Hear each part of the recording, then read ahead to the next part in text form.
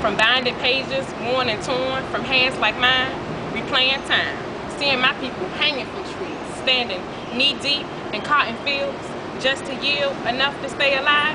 I learned while forced to survive in history that still repeats, but in a more organized manner with supervisors and managers to oversee, but the concept still remains the same.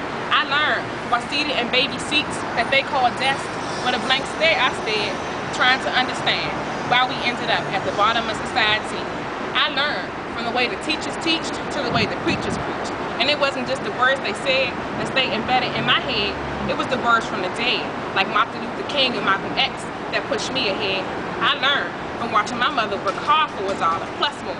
I watched her walk out the door, her image disappearing seconds before I began to snore. I learned I once had a father, a male image to grasp, to understand. This man, my grandfather, I watched him pick and pull from his country garden that he brought with him to DC. You see, he inherited the key to survival. I learned through the pop, pop, pop, the red sirens in the night.